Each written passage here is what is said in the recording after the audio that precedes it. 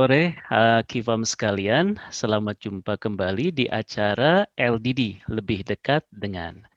LDD ini adalah event, mohon maaf, jadi grogi lagi nih. Sudah lama saya tidak mengarahkan acara LDD.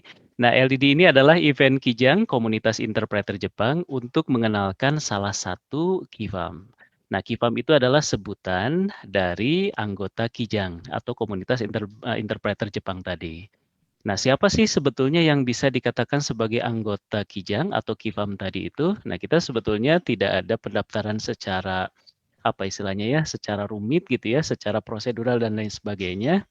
Jadi kalau misalnya rekan-rekan sekalian sudah bergabung di salah satu sosial media kita, seperti misalnya sekarang kita lagi live streaming di Facebook, ke grup Facebook, ke forum penerjemah Jepang powered by Kijang. Kalau sudah bergabung di sini, berarti rekan-rekan interpreter atau rekan-rekan sekalian sudah bisa mengatakan dirinya sebagai bagian dari komunitas interpreter Jepang dan bisa disebut sebagai Kifam begitu.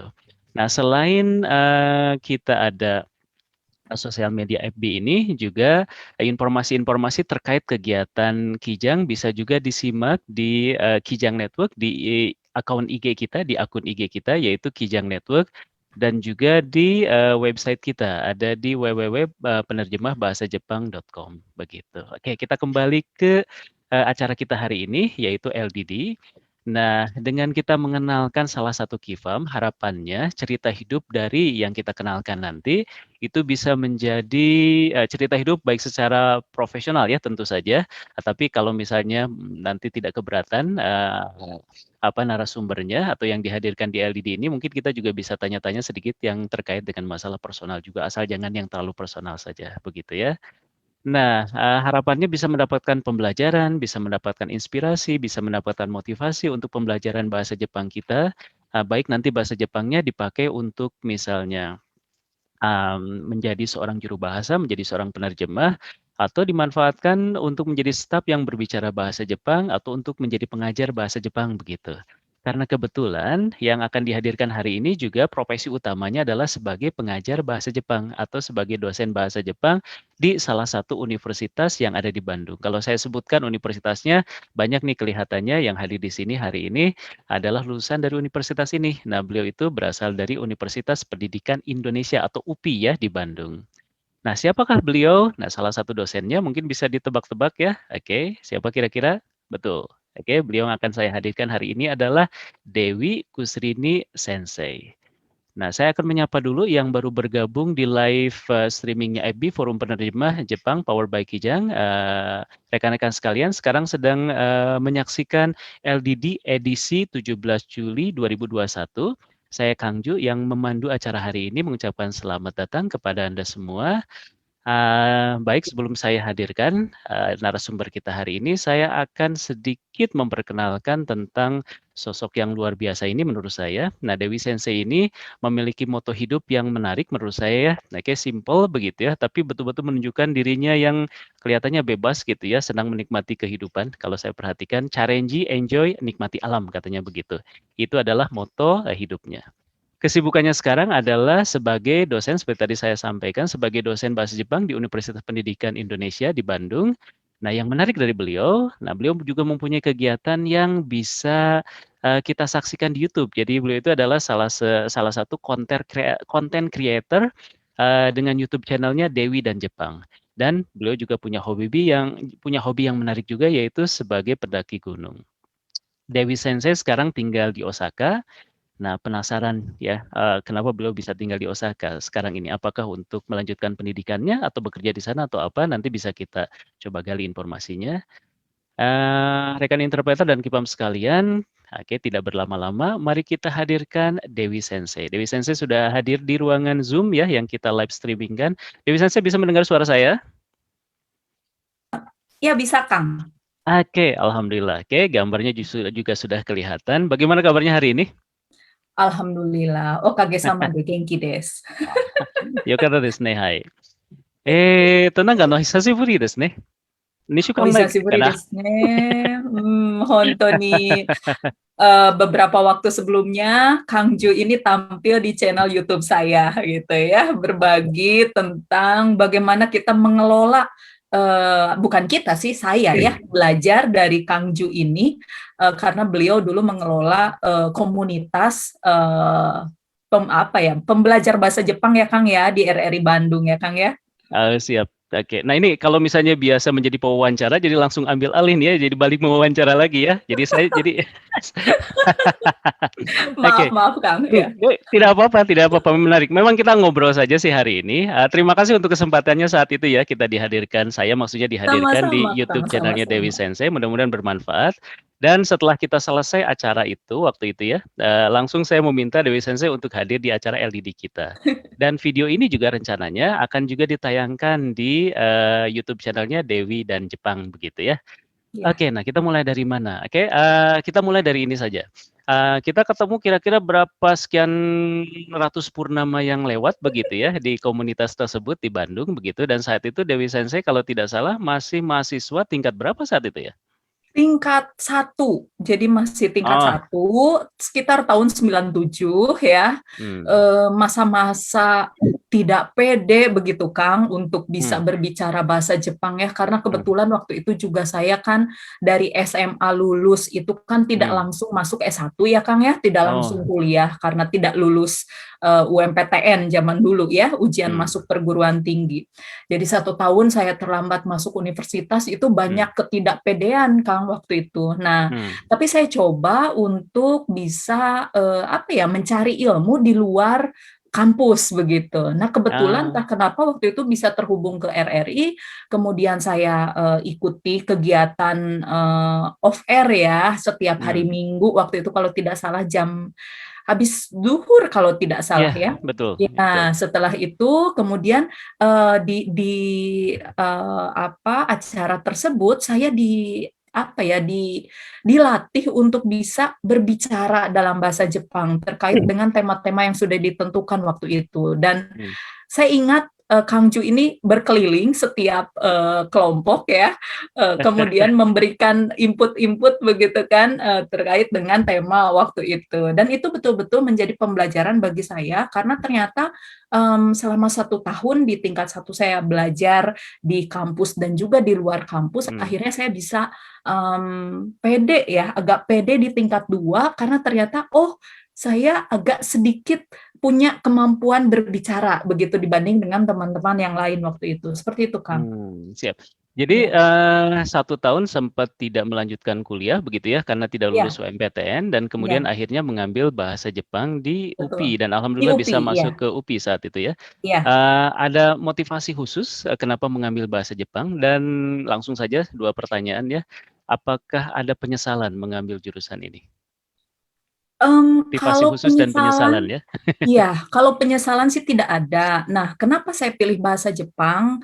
Ini sebenarnya apa ya, suatu bahasa yang saya sukai mulai saya kelas 2 SMA waktu itu ya, karena Oh, di SMA 10 Bandung kan waktu itu, hmm, jadi ada pelajaran bahasa Jepang untuk jurusan sosial gitu. hmm, Kebetulan untuk jurusan bahasa tidak ada itu karena tidak ada peminat waktu itu, jadi tidak hmm, dibuka sehingga ada hmm, jurusan sosial dan apa mata pelajaran pilihannya itu adalah bahasa Jepang hmm. dan gurunya juga ini Pak Sep Joli ya kalau misalnya Oh, ada ini Pak Sep Joli itu berarti di guru yang SMA 10 ya? SMA iya, 10 Bandung ya? iya, Oh, siap. favorit saya sekali dan saya juga beruntung wali kelas kelas 3 ya, itu Pak Sep Joli ya. Kalau kelas Hmm, 2 itu Bu EN. Bu EN ini juga kayak kayak boneka Jepang aja gitu kan. Saya waktu oh, SMA dulu ngelihatnya waduh ini guru bahasa Jepang putih gitu kan.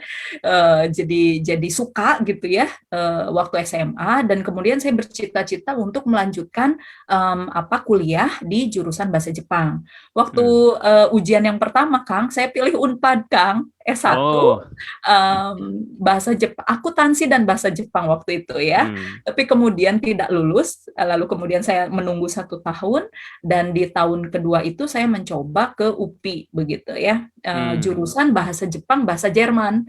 Untungnya keterima di bahasa Jepang, Kang, gitu. Oh, itu Iya. kelihatannya ketika masuk Unpad tuh salah strategi. Katanya untuk bahasa Jepang, baik di Unpad maupun di UPI ya, saya dengar tidak mau dinomor duakan. Jadi tidak mau pilihan kedua. Jadi ketika masuk di UPI dan ternyata jadi pilihan pertama gitu ya, memang mungkin potensinya memang di situ. Sehingga akhirnya Mungkin. alhamdulillah masuk. Dan memang mungkin memang sudah berjodoh juga kan begitu ya. Iya, Oke, iya, nah tadi betul. kelihatannya untuk pertanyaan yang kedua itu tanpa ragu-ragu langsung mengatakan tidak ada penyesalan. Memang betul-betul bisa dinikmati ya belajar bahasa Jepang sejak Sebenarnya dari SMA sampai ke kuliah itu? Sebenarnya begini, Kang, saya itu bukan bukan sekali ujian langsung berhasil tipenya. Jadi banyak sekali gagalnya ya, termasuk UMPTN tadi juga kan 1 kali gagal. Lalu kemudian kan cita-cita saya, kenapa pilih bahasa Jepang, karena ada kesempatan untuk bisa ke Jepang dengan beasiswa gitu, Kang. Nah, yang Mombusho itu Japanese Studies ya, di mana cuman itu satu-satunya kesempatan kita mahasiswa untuk bisa ke Jepang.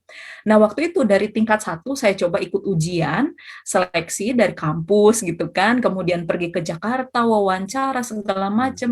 Itu tingkat 2 saya gagal, tingkat 3 Hmm. gagal begitu kan. Tingkat 4 barulah berhasil waktu itu. Lalu kemudian saya juga coba lomba pidato begitu kan, Hmm. lomba esai Hmm. dari tingkat 2 itu juga gagal terus sampai tingkat 4 gitu ya. Tapi Hmm. alhamdulillah tingkat 4 entah kenapa lomba esai dapat, kemudian Japanese Studies juga dapat gitu. Jadi, nah kenapa saya bisa tetap berusaha seperti itu, padahal gagal berkali-kali, itu Hmm. karena saya alhamdulillah punya teman-teman orang Jepang, yang mana waktu itu ada Hiragana Times atau Nihongo, apa ya, Nihongo Janaru, ada 2 majalah terkenal waktu itu.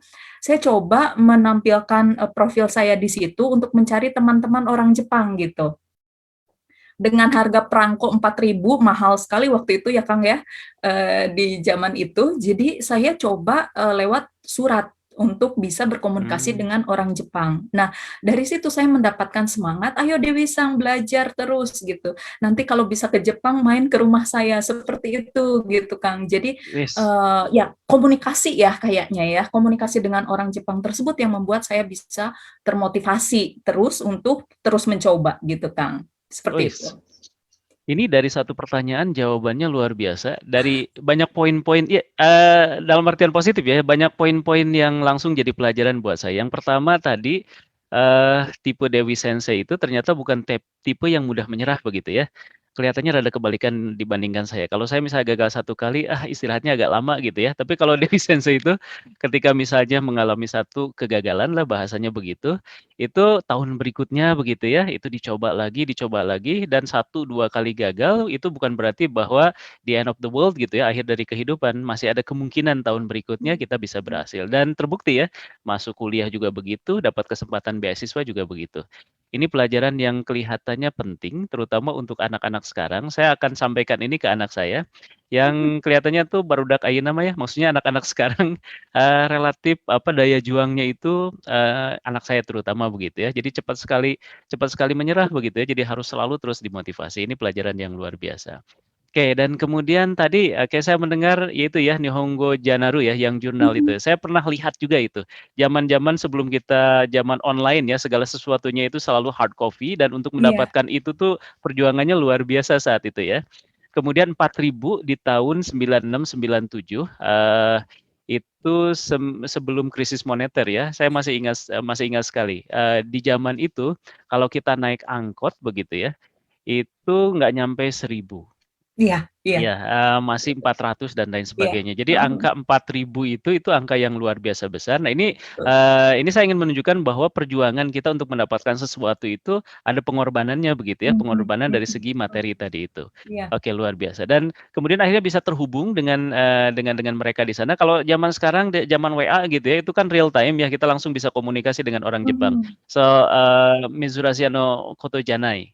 iya, Desu yo ne, ano ima no tokoro wa. Tapi mhm, saat mhm, itu gitu ya, saat itu itu kan harus nunggu ya, kita pakai Mmm, surat gitu kan, kemudian mhm, dapat balasan, kemudian, profil kita muncul di jurnal tersebut, begitu ya, di majalah tersebut gitu ya. betul. Itu kan itu kenangan kenangan luar biasa ya saat itu ya. Sangat luar biasa, Kang.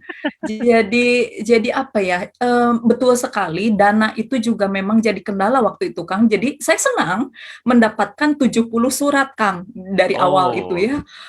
Yo kata yang pemuda Cipai gitu kan, tapi mikir lagi lah gimana ini 4.000 balesin. untuk satu kali kirim gitu kan dikali 70 ya. Akhirnya saya berusaha berkomunikasi dengan teman-teman saya. Saya kebetulan koleksi perangko gitu. Jadi kalau ada perangko-perangko yang bekas gitu ya di Jepang, silahkan kirim aja ke saya mau jual gitu kan. Jadi waktu itu saya jualan di bungkasainya Unpad, Kang. Jadi kalau Oh, misalnya ada bungkasan Unpad, saya bikin pembatas buku gitu loh, Kang. Si perangko-perangko itu mhm. ditempel, saya jualin. Jadi dari uang itu ya saya pakai untuk korespondensi dengan teman-teman orang Jepang. Oh itu luar biasa, kepikiran ya. Maksudnya saya pikir tadi minta perangko bekas, kemudian ngirim pakai perangko bekas. Ternyata diduitkan dulu ya, maksudnya dijadikan uang dulu, Iya, kemudian diberikan iya, perangko dan bisa iya, berkomunikasi. iya, Wah, iya. ini rekan-rekan sekalian ya, para pembelajar bahasa Jepang, rekan-rekan interpreter yang sudah jadi juru bahasa sekalipun begitu ya. Ini pelajaran penting luar biasa ya untuk bisa mendapatkan sesuatu tuh muter otak begitu ya, sedemikian rupa sehingga akhirnya kita bisa berkomunikasi dengan gitu ya, dengan Iya, teman yang ada di Jepang. Hanya sekedar ingin berkomunikasi dengan teman yang betul, ada di Jepang gitu betul. ya. Iya, Oke, nah sekarang apa istilahnya sekarang dengan zaman yang serba modern ini begitu ya, dengan online segala sesuatunya bisa dilakukan, itu sebetulnya jauh lebih mudah ya untuk berkomunikasi ya. betul Jadi sekali, harusnya betul harusnya kita sekali. diuntungkan dengan teknologi ini, betul Iya, ya? iya. Tapi ya itu Kang, saya juga agak apa ya, agak menyayangkan. Saya mencoba bertanya kepada mahasiswa saya, apa punya teman orang Jepang satu saja begitu kan, teman komunikasi begitu loh Kang. Karena saya kira kenapa saya bisa terus berusaha waktu kuliah dulu itu karena ada motivasi dan juga karena ada kebermanfaatan dari Mmm, bahasa Jepang yang saya gunakan waktu itu. Dalam arti kan berkomunikasi dengan orang Jepang begitu kan. mmm, Nah, tapi lah kalau misalnya tidak ada kenalan orang Jepang, bagaimana dia bisa merawat apa ya keinginan belajar dia bahasa Jepang begitu kan. mhm, Makanya ketika tanya ke mahasiswa saya, kebanyakan mereka hampir tidak punya teman orang Jepang begitu, Kang. Jadi mmm, saya mengira bahwa kemajuan teknologi itu ternyata juga tidak sejalan ya dengan motivasi atau dengan apa ya mmm, kemudahan untuk berkomunikasi dengan orang Jepang. Pada akhirnya keinginan kita seperti apa begitu untuk bisa mmm, meningkatkan keterampilan bahasa Jepang kita. Seperti itu, Kang. oke siap. Jadi mungkin dengan adanya komunitas ini juga ya, saya kurang tahu apakah keterlibatan mahasiswa di dalam, komunitas seperti ini juga tinggi begitu ya, ini Mmm, saya juga kurang tahu, sangat disayangkan sekali kalau misalnya rendah begitu ya. kalau Padahal ini kan, kesempatan kita untuk bertemu dengan banyak orang, dengan banyak latar belakang begitu, Kang. Ya. oke, betul betul. Jadi, kalau misalnya saya boleh cerita sedikit, kalau misalnya Kijang juga ada program namanya Kijang Goes to Campus. Mhm. Nah, itu biasanya kita sharing di kelas-kelasnya di universitas begitu ya. Nah, yang kemarin sempat kita lakukan yang terakhir itu adalah di Unsada, di Universitas Dharma Persada ya. Iya, Nah, iya. kita undang juga mahasiswa untuk bergabung di forum penerjemah, Jepang Mmm, powered by Kijang ini. Saya perhatikan ada beberapa dari kelas tersebut yang akhirnya masuk ya. Ya mhm. mudah-mudahan mereka termotivasi terus untuk terus menyimak acara-acara kita. Kalau acara kita saat ini Dewi Sensei, LDD Iya. ini lebih ke satu arah ya. Mmm, Ketika live seperti ini sambil saya juga mengundang, siapapun yang sedang menonton acara kita hari ini, boleh memberikan pertanyaan atau komen di, chat komennya, FB Forum Penerjemah, Jepang powered by Kijang. Nanti, host kita ST akan, kirimkan pertanyaannya ke saya dan kemudian nanti akan saya bacakan begitu ya. iya. Nah, bisa langsung berkomunikasi di situ, sebatas ketika kita live streaming seperti ini, tapi Mmm, selebihnya paling hanya bisa melihat rekamannya saja. Nah, iya. kalau misalnya rekan mahasiswa atau rekan-rekan Kifam sekalian ingin terlibat lebih intens lagi, misalnya ingin ingin bisa komunikasi secara langsung, nah boleh mengikuti acara kita yang lain. kita Mmm, punya, satu acara ngopsan online nih yang sudah kita mmm, selenggarakan beberapa kali. Nah, di mhm, situ gitu ya, di situ juga nanti bisa mhm, langsung komunikasi dengan kita, yaitu kita mhm, full dalam bahasa Jepang, kira-kira seperti itu. Oke, mhm, nah kita mhm. kembali ke, Dewi Sensei dulu nih ya. Iya, Nah ini yang jadi pertanyaan saya sekarang adalah saat itu kan sempat menerima sampai 70 surat begitu ya. mhm, Berarti komunikasi kalau tadi misalnya bahasanya berkomunikasi tidak secara verbal saat itu ya, berarti secara iya, tertulis. betul. Keuntungannya adalah berarti, kanji kita sudah mulai terlatih saat itu atau mereka melihat bahwa kita orang Indonesia yang baru belajar bahasa Jepang sehingga mereka yasasi ke kita dengan menulisnya pakai hiragana atau seperti apa waktu itu komunikasinya? Kalau saya lihat sih normal-normal saja ya mereka, cuman, mereka berbaik hati, menambahkan furigana gitu ya di atasnya gitu ya, untuk supaya bisa saya mudah membacanya. Zaman dulu nggak ada ya, Google Translate pakai kamera begitu kan. Mhm, Dilihat langsung artinya muncul kan tidak ada ya. Ya harus mhm, lihat ini ada berapa garis gitu ya Kang ya. mmm, Terus kita buka kamus kanji begitu ya, baru tahu cara bacanya, baru tahu artinya begitu ya. mhm, Seperti itu. Tapi memang dari situ terlatih sekali saya belajar bahasa Jepang karena surat yang saya kirimkan itu mereka perbaiki. Begitu. Jadi mmm, mereka fotokopi, lalu kemudian dikasih garis bawah, ini maksudnya ini loh, gitu. Maksudnya ini. Jadi penuh dengan garis merah, Kang, dengan oh, perbaikan-perbaikan. Jadi wah, dan itu harta karun buat saya masih ada beberapa dus begitu ya. Kalau saya baca itu menarik sekali. Oh, ternyata dulu saya belajar itu seperti ini gitu ya. wis Omoshirokata desu ne. oke, luar biasa itu ya, Iya. apalagi apalagi perempuan biasanya sangat teliti begitu ya, jadi hal-hal yang berharga seperti itu biasanya tersimpan lama begitu ya, Mhm, dan itu mungkin mhm, bisa diceritakan juga di kelasnya Dewi Sensei ya, bahwa dulu mhm. gitu ya, ketika saya ini, banyak yang mengeluh begitu ya, kaitannya dengan kanji. Oh, Misalnya belajar kanji susah sekali buat kita orang asing begitu, iya. tapi misalnya seperti dengan cara yang tadi, cara yang Mhm, sangat-sangat mhm. tradisional, tulisan tangan saya kira saat Mhm, itu, mhm, tapi untuk pembelajaran kanji itu jadi sangat luar biasa ya, sangat luar biasa mhm, bermanfaat saat mhm, itu ya. mhm, mhm, iya. Oke, ada pengalaman menarik lain nggak dengan berkomunikasi dengan mereka saat itu? Mengingat Eee, bahwa bahwa kemampuan kita itu masih sangat terbatas kan ketika kita kuliah saat itu? iya, iya, jadi, kalau di surat itu, kita bisa membayangkan, oh dia itu ternyata banyak, memberikan informasi gitu loh, Kang.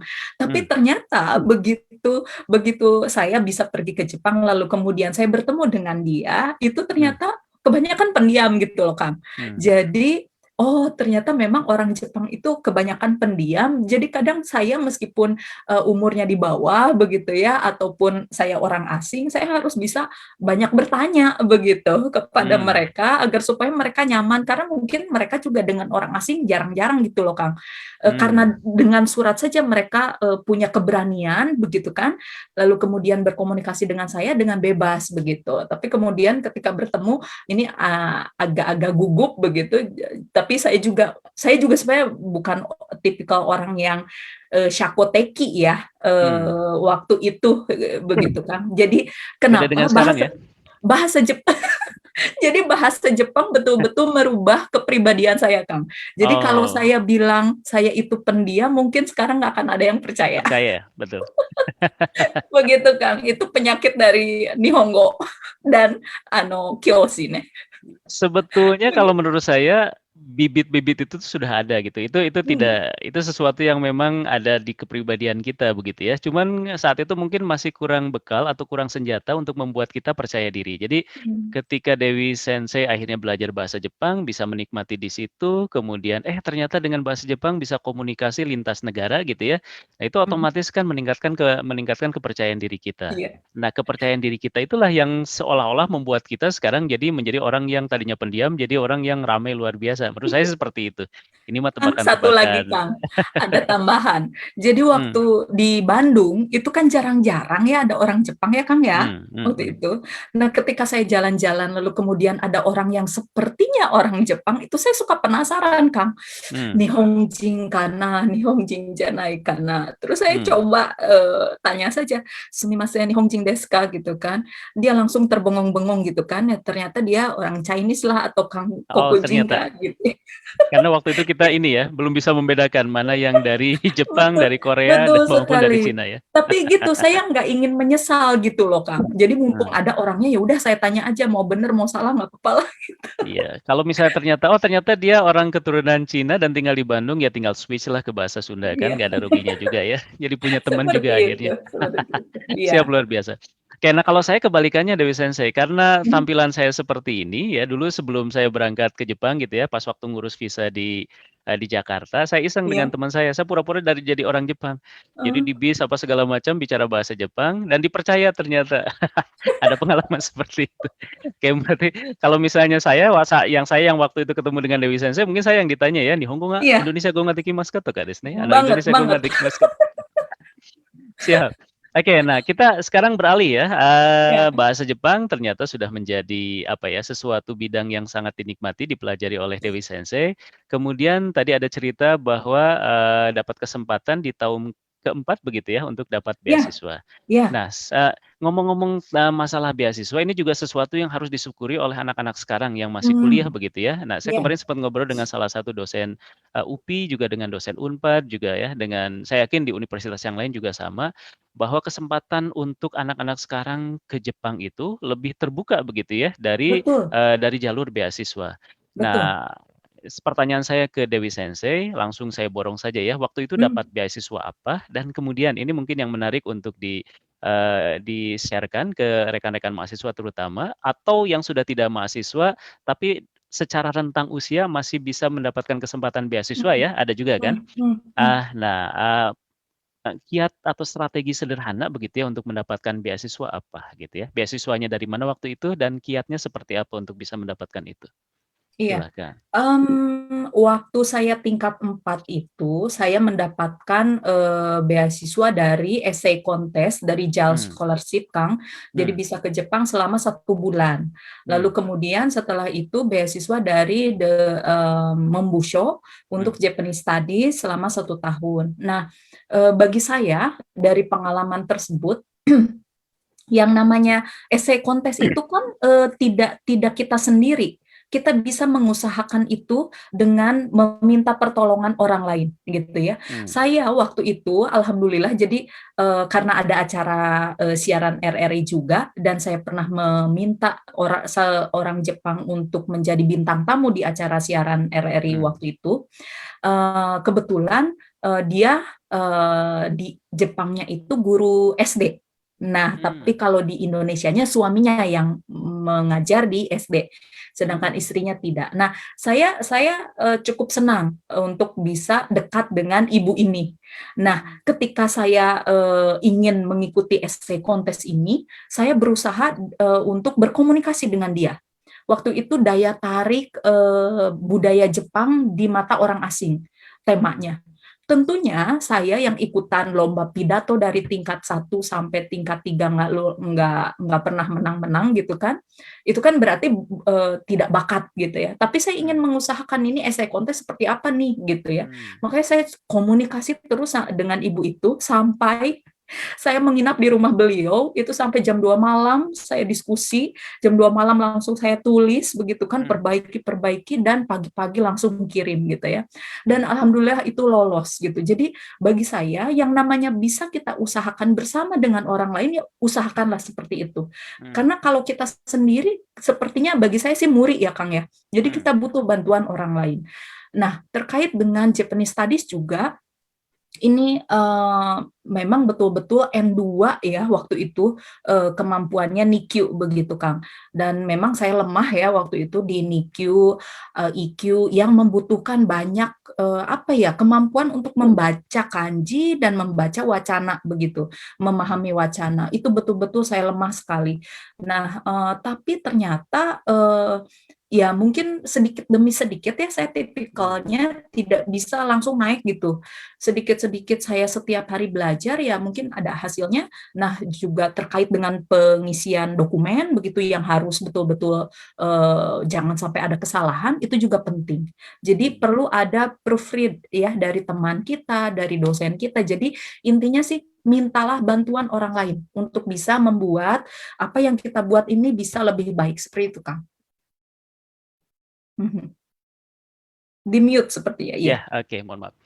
Oh, oke, baik. Berarti waktu itu bisa mendapatkan kesempatan ke Jepang itu karena berhasil memenangkan yang esai kontes itu ya? Iya, jadi Betul ya? sebenarnya essay kontes ini kan di akhir. Kalau yang Mombusho itu ujiannya setahun sebelum ya Kang ya, Hmm. gitu. Jadi yang setahun sebelum ujiannya hasilnya di akhir, yang essay kontes ini mungkin 2 bulan kemudian baru keluar gitu. Jadi ketika saya pergi ke Jepang selama 1 bulan, lalu saya mendapat kabar saya lolos juga di Mombusho begitu. Jadi saya pulang ke Indonesia 3 minggu mungkin di Indonesia, lalu saya kembali lagi ke Jepang gitu, Kang. Oke. Alhamdulillah sekali waktu itu. Kalau yang esai kontes itu mendapatkan kesempatan ke Jepang sebagai hadiah begitu ya? Betul, Dan betul. kalau misalnya belajarnya sendiri mendapatkan Mombusho tadi ya, Iya, iya, Shogakukan dari yang Mombusho tadi, berarti iya, beasiswa dari Mombusho. Nah iya. ini Mombusho itu begitu ya, itu bukan hal yang mudah untuk didapat ya? Zaman itu ya Kang ya, senasional ya Kang ya, Betul ya? Dan ketika sekitar 8 sampai 12 orang saja yang lulus. Kalau hmm, sekarang itu sepertinya banyak didominasi oleh Unbrau ini. Universitas Brawijaya hebat sekali mereka belajarnya oh, untuk G2G ini Kang. Nah, hmm, kita yang di UPI ini kebanyakan sudah tersaring di U2U beasiswa. Tadi Kang oh, Jo juga sudah sebutkan ya, memang beruntung sekali mahasiswa sekarang karena universitas itu sendiri sudah U2U atau punya hubungan kerja hmm, dengan universitas di Jepang, sehingga seleksinya itu ya intern saja di UPI begitu Kang. hmm, Apa proses seleksinya. Kalau saya kan dulu G2G ya berarti se-Indonesia begitu. Harus bisa hmm, bersaing seperti itu. Jadi ya ada sisi positif dan negatifnya juga ya. Sayang sekali yang di nasional juga dari UPI sampai sekarang mungkin akhir-akhir ini tidak ada yang bisa mewakili di oh, nasional Kang. oh. Gitu. Ya, maksudnya Mhm. sudah diuntungkan karena UPI sudah banyak Ya, banyak alhamdulillah bekerja seperti sama dengan universitas secara langsung di Jepang begitu ya. Jadi betul. kesempatannya lebih Jadi banyak. iya, sampai ada 10, 12, 15 orang yang bisa Ah, pergi, Kang. oke, Mhm. baik. Ini sebetulnya sih pengaturan saja mungkin ya, pengaturan dari yang di Mhm. atas begitu ya. Ketika Mhm. UPI misalnya mendapatkan kesempatan itu, nah Iya. kesempatan yang dari yang G2G-nya itu Mhm. diambil oleh universitas-universitas yang lain begitu ya. Tapi yang Mhm. harus Betul. disyukuri adalah bahwa sekarang kesempatan untuk bisa berangkat ke Jepang untuk para mahasiswa jadi semakin terbuka. Besar, betul. Mhm. Nah, Iya. ini saya coba buka, percakapan di, Facebook ya. Ini Iya. kebetulan entah kenapa kok di layar saya chat box-nya nggak keluar ya, Esti Sang. Jadi saya langsung pantau dari percakapan di Facebook. Ada yang bertanya tadi dari, Kus Priyanto Sang, nah Dewi Sang di Jepangnya program apa? Mungkin sudah terjawab ya mendapatkan beasiswa tadi ya? Iya, Japanese Studies itu program untuk yang jurusan bahasa Jepang waktu itu ya, Mmm, Japanese Studies. Jadi kita memilih 3 universitas waktu itu pilihannya.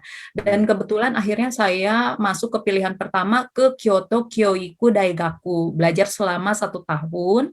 Di mmm, situ tidak ada kewajiban saya harus apa begitu, tapi biasanya mmm. ada laporan penelitian yang mana laporan penelitian itu saya gunakan juga untuk skripsi saya Skripsi ya? begitu. Oh, oke. Ya, Berarti bisa dikatakan bahwa kita 1 tahun di sana, ketika kembali ke Indonesia berarti seperti, ada nambah 1 tahun ya, karena mungkin cuti atau ya, bahasanya apa saat itu ya? Oh, betul, betul. Jadi, memang waktu itu kan di UPI itu 5 tahun ya, Kang, ya, normalnya mmm, dalam arti kan 4 tahun itu kuliah beres, kemudian, masuk tahun ke-5 itu ada PPL, mengajar di SMA, jadi saya itu lulus 5 tahun setengah loh, Kang. Kalau 6 tahun oh, setengah mungkin kalau ditambah ke Jepang ya, gitu.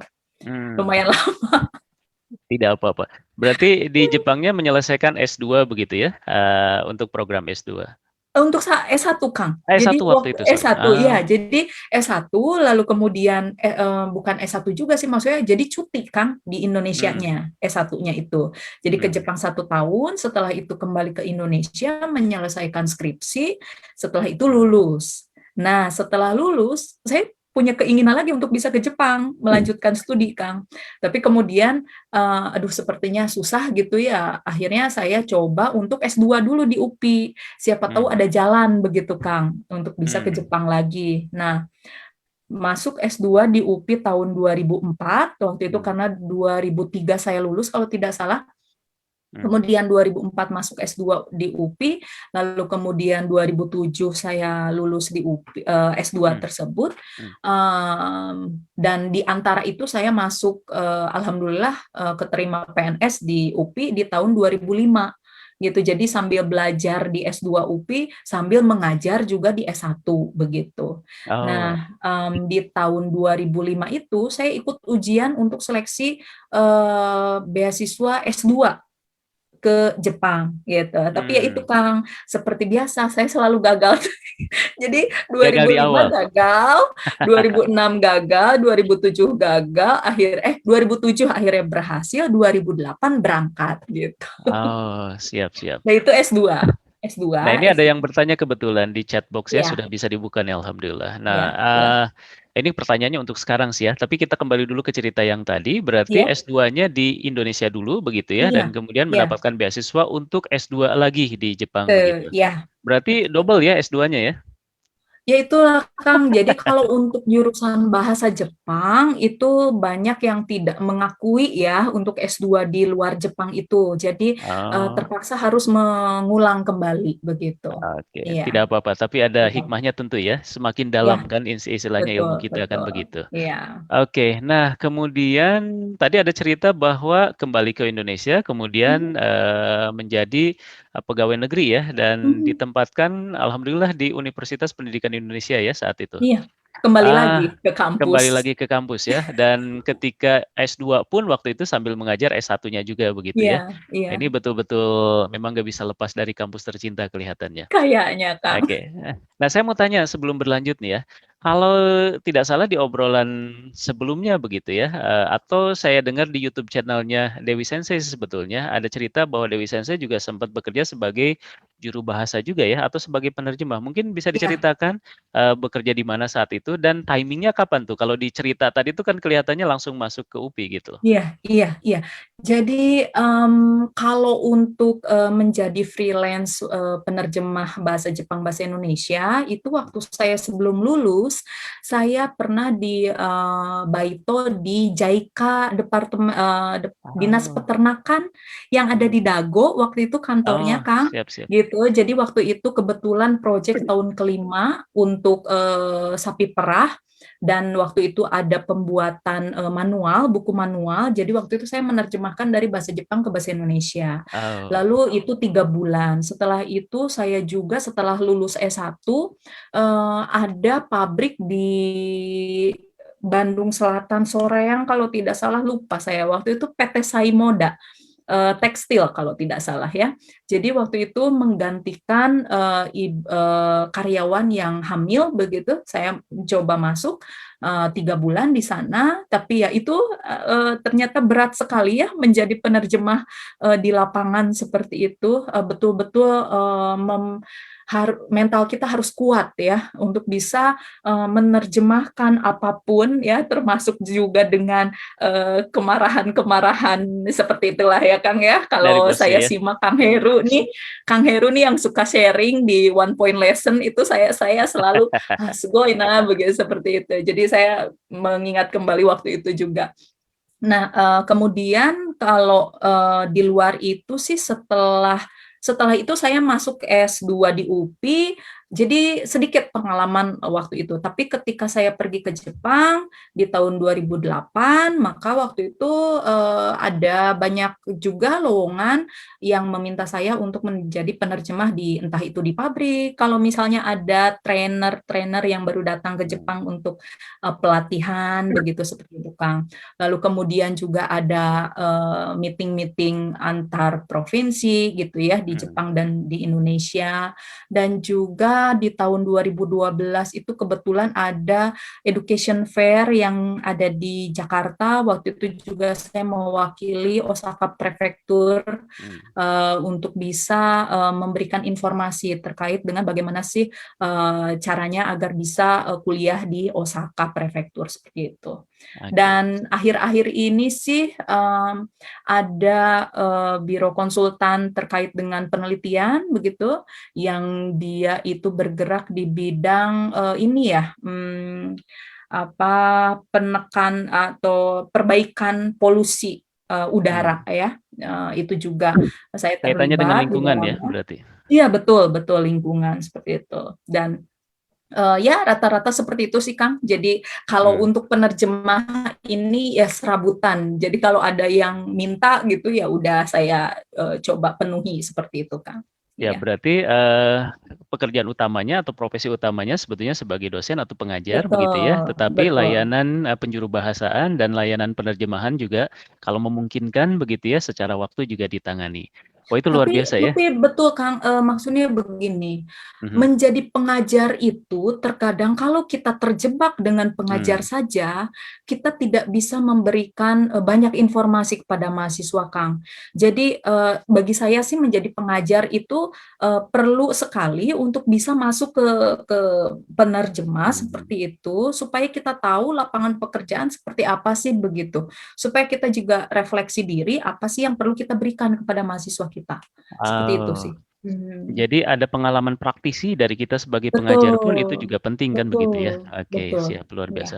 Kalau misalnya ternyata di sisi kampus itu kesulitan misalnya untuk mendapatkan kesempatan seperti itu, Mhm. tapi mahasiswanya perlu diberi misalnya wawasan, dari para praktisi begitu. Nah Mhm saya ingin mhm. bertanya, apakah misalnya kehadiran kita gitu ya, rekan-rekan yang sudah menjadi juru bahasa, Mhm dengan taruh kata program salah satu program kita Kijang Goes to Campus di mana kita sharing mhm memberikan motivasi kepada para mhm. mahasiswa dari sudut pandang praktisi itu relevan ya, relatif Yang diperlukan kah? Mhm. sangat dibutuhkan sekali, Kang. Apalagi sekarang kan, merdeka belajar ya. Dalam Mmm. semangat merdeka belajar ini, saya kira ada kebebasan antara, pihak, kampus untuk bisa terhubung dengan, komunitas, yang ini praktisi ya, Mmm. sangat nyambung sekali bagi saya dan apalagi ini kan, secara aktif malah mendatangi kampus. Ini memudahkan pihak kampus saya kira, kita Mmm. tidak mencari begitu ya, Mmm. dari pihak komunitas sendiri yang mendatangi itu sudah memudahkan sekali universitas dan saya berharap UPI juga bisa memanfaatkan ini dan berkenan barangkali Kang, bisa Siap. berkunjung juga ke UPI begitu, memberikan, gambaran bagaimana sih, dunia praktisi ya Kang ya, agar supaya mahasiswa kami bisa lebih semangat lagi belajar bahasa Jepangnya. Siap siap insya Allah karena, Iya. yang tergabung di sini juga di forum penerjemah bahasa Mhm Jepang, di mhm. FB kita, Iya. saya yakin itu banyak juga lulusan dari UPI. Jadi di sini saya ingin mengajak kepada siapa pun yang menonton kita hari ini, Mhm menyaksikan acara kita hari ini, bahwa Kijang membuka kesempatan kepada siapa pun untuk ayo kita bareng-bareng gitu ya, balik lagi iya. ke kampus, kemudian kita Mhm. berbagi pengalaman kita di dunia kerja begitu, atau Betul. di industri, sehingga nanti mahasiswa atau adik-adik kelas kita bisa mendapatkan wawasan lebih ya, bisa Iya akselerasi lah istilahnya. iya. Zaman kita dulu kan, kita harus mengalami sendiri baru bisa belajar. Mhm Nah kalau mhm misalnya kita sempat diinformasikan atau mhm misalnya mendapatkan informasi sebelum kita memasuki dunia kerja, itu akan mhm menjadi bekal tersendiri begitu ya. mhm Nah mhm. ini untuk yang bertanggung jawab atau PIC-nya untuk program Kijang Goes to Campus ada Kang Jujun. Nah saya yakin Kang Jujun, Oh, menyaksikan nanti rekan-rekan sekalian nih, "Oh saya ingin balik nih misalnya ke kampus mana, tapi kalau sendirian nggak asik," gitu ya. Nah, kita bisa bareng-bareng dengan Kijang misalnya, oke ayo kita fasilitasi insyaallah. Nah, seperti halnya yang kemarin kita lakukan di Unsada juga dan di mhm universitas yang mhm. lainnya juga. Siap Iya, ya, seperti itu. oke. Baik Dewi Sensei, nah ini Ah, ada pertanyaan di chat box, kalau sekarang berbeda ceritanya dengan dulu ya, sekarang Dewi Sensei juga sedang berada di Jepang juga kan, di Osaka ya. mhm Kalau sekarang mhm. apa yang sedang dikerjakan di sana? Ada yang ingin bertanya, apakah sedang bekerja kah atau bagaimana? Iya, bekerja sih iya bekerja ya, tapi bekerjanya di UPI. Jadi begini, alhamdulillah saya di tahun 2019 saya menikah dengan orang Jepang, begitu. Nah, Mmm. kebetulan suami saya juga masih ada pekerjaan di Osaka sehingga, sampai tahun lalu itu saya yang lebih banyak berkunjung ke Osaka ini, begitu. Nah, tapi kemudian, seperti yang kita ketahui mulai, tahun lalu ya, 2020 bulan Maret itu kan sudah online ya pembelajaran di kampus itu. Nah, saya yang biasanya saya itu liburan, kampus. Jadi kalau misalnya Januari itu kan, pergantian semester ya, Kang, ya. 1 bulan saya ke Osaka, lalu kemudian, Juli, Agustus 2 bulan ke Osaka, seperti itu. Nah, tapi karena pandemi seperti ini, ya, pekerjaan juga online, ya makanya saya coba manfaatkan dengan berada di Osaka begitu dari tahun lalu bulan November kalau tidak salah sampai saat ini. Sebenarnya rencananya sih bulan Januari itu akan pulang Kang waktu itu, karena kan bulan Februari itu kan mulai perkuliahan gitu. Tapi begitu mendengar ya perkuliahan dilaksanakan secara online, ya saya masih berada di Osaka begitu Kang, seperti itu. Masih memungkinkan ya. Jadi Iya untuk masih. rekan-rekan yang berada di Osaka mungkin suatu waktu ketemu dengan Dewi Sensei di mana begitu ya. Sekarang sudah relatif Iya, kenal ya. Ya, selain iya. dihadirkan di LDD juga mungkin bisa dilihat nanti di YouTube channelnya. Nanti kita akan bicara terkait dengan YouTube channel tersebut, oke. Tapi Oke. sebelum ke sana, nah kaitannya dengan tadi sempat disebutkan bahwa menikah dengan orang Jepang.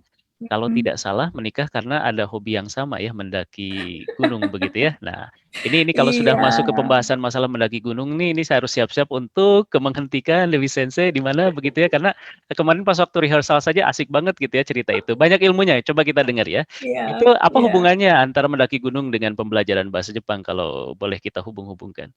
Oke, sebenarnya sih, mendaki gunung itu motivasi awal saya adalah ingin, saya punya kegiatan berolahraga, itu saja sebenarnya awalnya gitu ya.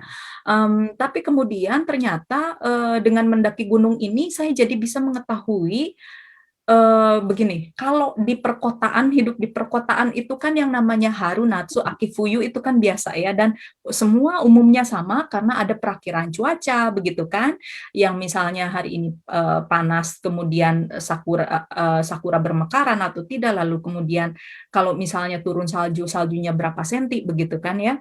Tapi kemudian ternyata itu berbeda dengan puncak gunung, begitu.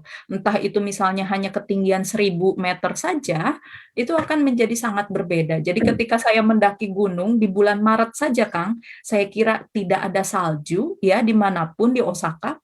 Ternyata ketika saya mendaki Gunung Kongo namanya ya, di Hmm. Osaka ke selatan gitu, itu saya begitu terkesima karena di bawah saya santai saja, saya melihat orang Jepang kok pada bawa bawa itu Kang, gerigi di bawah sepatu gitu ya, Hmm. untuk supaya bisa ajeg gitu ya, supaya tidak tergelincir di salju. Saya bingung kenapa orang-orang pada bawa itu ya, waktu itu saya nggak tahu itu apa, alat apa gitu ya.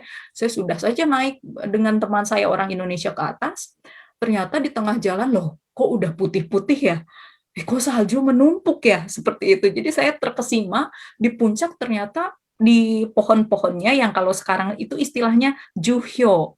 Jadi Gunung Kongo ini terkenal ternyata dengan pemandangan yang indah dalam arti di pohon-pohonnya itu menempel salju-salju ya. Jadi ya itu namanya Juhyo istilahnya ya. Saya agak susah kalau menjelaskan dalam bahasa Indonesia apa ya itu. Nah, dengan pemandangan Juhyo ini ternyata banyak dikunjungi oleh orang Jepang dari berbagai tempat begitu. Dan saya beruntung waktu itu, padahal iseng-iseng aja pergi ke Gunung Kongo itu. Nah, dari situlah saya mulai penasaran, oh ternyata gunung ini berbeda ya, apa suasana alamnya dengan di perkotaan. Akhirnya waktu itu saya mencoba seminggu sekali pergi ke gunung, coba ke gunung A, B, C begitu ya, karena ini menariknya Kang, kalau di Osaka kita tinggal, pergi ke Nara itu sejam juga nyampe. Pergi ke Kyoto sejam juga nyampe. Ke Kobe juga nyampe. Jadi gunung-gunung yang bisa saya kunjungi itu juga banyak sekali gitu ya.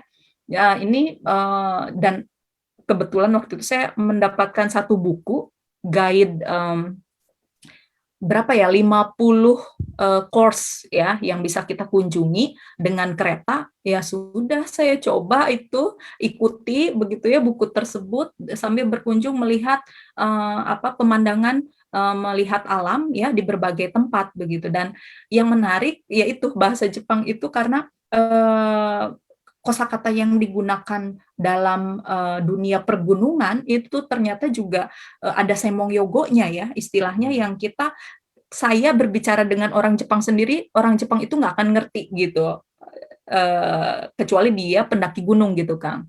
Nah, juga itu juga termasuk pembelajaran bahasa Jepang buat saya. Dan juga ketika kita pergi ke gunung, gunung itu kan rata-rata di kampung ya Kang ya, gitu. Jadi kalau kita di kaki gunungnya itu, kita akan berkomunikasi dengan orang setempat. Disitulah saya kadang suka bingung, ini bahasa apa ya gitu. Jadi ternyata ada logat-logatnya ya, ada nara yang di pedalaman begitu ya. Nah, Oh, di ada situ juga ya saya yang seperti itu ya? Jadi Jepang itu ada. tidak seragam misalnya ya, bahasa nasionalnya Ya, begitu sampai ke tidak. kampung-kampung pun sama ya? Iya, Ternyata ada iya, dialek tersendiri juga. Kalau istilah betul. Sunda itu ada bahasa wawangkon juga ya? Seperti itu. Eta, mohon. Begitu, Kang. Jadi kalau naik gunung ini akhirnya karena saya punya banyak waktu itu ya, karena mahasiswa gitu kan. Hmm, Sedangkan teman-teman saya sudah pada bekerja, yaitu saya coba arrange naik gunung beberapa hari, misal sehari, 2 hari, 3 hari. Sehari ini berapa kilo ya, kemudian beban yang perlu kita bawa seberapa banyak begitu ya, itu akhirnya jadi tukang tur Kang, tukang buat hmm. paket tur untuk teman-teman sendiri. Seperti Alhamdulillah. itulah mencari informasi terkait akses ya. Apakah Oke, pakai bis, bisnya sampai mana, pakai kereta juga sampai mana. Seperti itu kan butuh pengetahuan kejepangan juga ya, bahasa Jepang yang cukup betul, tinggi juga. Nah, betul. itu cukup melatih saya untuk bisa membuat paket yang bisa nyaman diikuti oleh anggota Hmm. seperti itu. Iya. Oke, kalau mendengar cerita Dewi Sensei dari tadi, saya sih mendengarnya itu happy terus ya. Nanka, kurushi seikasu hanashi wa zenzen nakattan desu ne. ありますよ。Urayamashii na to omottan desu kedo. Apa tuh kalau misalnya boleh disampaikan, apa perjuangannya di sana gitu ya? Kalau saya seringkali menghadirkan narasumber di LDD begitu ya, cerita pengalaman di Jepang begitu ya. Itu seringkali yang senang digali itu adalah perjuangan mereka ketika di sana begitu. Nah, saya rada bingung juga kalau bertanya perjuangan Dewi Sensei di sana karena dilihat dari ceritanya kok kayaknya nyaman-nyaman saja, menyenangkan begitu ya. Atau mungkin Dewi Sensei itu orang yang memang tipikalnya memang menikmati kehidupan gitu. Jadi yang muncul di depan kita itu yang menyenangkannya. Kalau kalau ditanya perjuangan ada nggak sih? Kalau kalau tidak punya kesulitan, saya pikir bohong ya.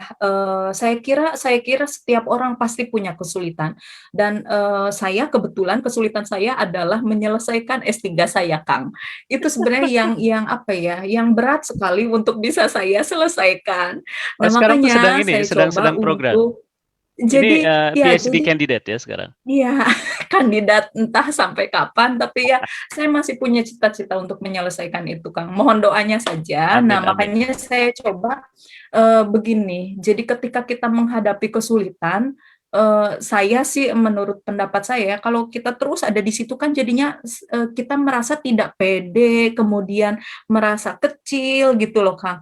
Nah, itu saya perlu hindari dengan mencoba eksis di tempat lain begitu. Kalau menurut saya seperti itu ya. Saya kan bidang saya pendidikan bahasa Jepang. Lalu kemudian saya merasa bahwa saya masih belum bisa memahami um, posisi pembelajar kesulitannya seperti apa sih begitu ya Hmm, Kang ya. Sehingga saya mencoba membuat channel YouTube Dewi dan Jepang ini juga sebenarnya adalah bagian dari apa ya, pencarian motivasi ya Kang ya. Bagaimana sih peran kita sebagai pengajar, di mana sih yang kita bisa menjadi nilai plus bagi si pembelajar. Pembelajar itu butuhnya di bagian mananya sih seperti itu. Jadi mungkin ini apa ya, jalan berputar yang cukup berputar begitu, tapi saya enjoy saja, saya nikmati ini untuk bisa saya menemukan kembali apa sih yang harus saya pecahkan untuk bisa saya tuliskan di disertasi saya oke. seperti itu sih Atau Kang. mudah-mudahan Iya. dengan kiprahnya Dewi Sensei di channel YouTube-nya Dewi dan Jepang begitu ya, dapat Mhm. subscriber misalnya sampai sekian juta, kita doakan. Iya, Kemanfaatannya bisa dirasakan lebih banyak orang iya. lagi. Mhm. Mudah-mudahan pihak universitas nanti melihat itu dan memberikan apresiasi untuk Doktor honoris causa, kan bisa saja. Wih, Kan bisa saja. Oke, nah nanti ini nanti kita kesyukuran Kang. siap. Oke, tumpeng ya, datang ke Ciwidey nanti saya bikinkan tumpeng di sana. Oke. Nah, Dewi Sensei, ini menarik ya. Saya ingin segera masuk ke pembahasan terkait dengan channel YouTube-nya Dewi dan Jepang ya. Oke, Iya. tapi sebelum ke sana nih, saya masih penasaran dengan cerita yang mendaki gunung tadi. Ini kebetulan Mhm. ada komentar dari Kang Arif Furkon ya. Iya. Katanya beliau pernah pertanyaan nih, pernah hiking ke daerah Saitama Keng ke Chichibu Bu Dewi katanya. Hmm. Kalau ke Pujisang sudah berapa kali mendaki? Nah, sampai ke Oh, Hachigome kah katanya ketika mendaki ke Pujisang?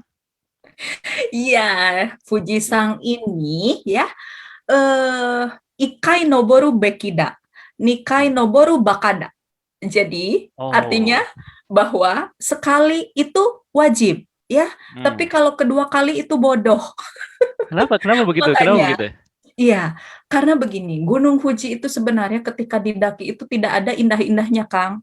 Jadi, batu, batu, batu, batu, batu saja, sudah gitu. Ah, Tidak ada pepohonan, tidak apa ya, kecuali kalau misalnya mendaki dari 0 mdpl ya, dari bawah sekali. hmm. Umumnya itu dari Gogome, kalau tidak salah dari Gogome itu ketinggian 2.200 Kang. Oh, sudah di atas ya? Gunung, ya, Gunung Fuji itu ketinggiannya berapa, Kang? 3.000 sekian ya? Itu ada hafalannya Minanaro. Jadi, Minanaro. Hmm. iya, 3776. Ah, Itu Minanaro. ketinggian, ya, itu ketinggian Gunung Fuji. Jadi bayangkan 2.200 ke 3.200, 3.700. Berarti kan sekitaran 1.500 ya elevasinya ya, Hmm. perbedaan ketinggiannya.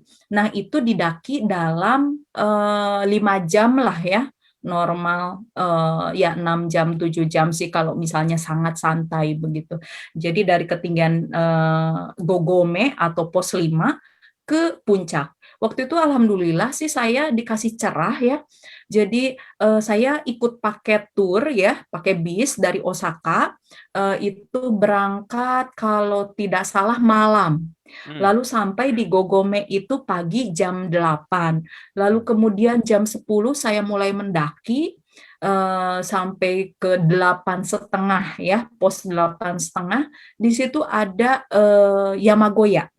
Yamagoya itu penginapan. Ah. Jangan Kang Ju bayangkan penginapan itu ada tempat tidur ya, ada satu kamar, itu tidak seperti itu Kang. Jadi di Gunung Fuji ini yang namanya penginapan itu cuman satu sleeping bag ya, terus udah gitu kita cuman begini saja, tidur saja begini Kang. Jadi sempit sekali ya. Itu sampai segitunya Gunung Fuji. Makanya saya nggak begitu suka Gunung Fuji, padat sekali orangnya ya.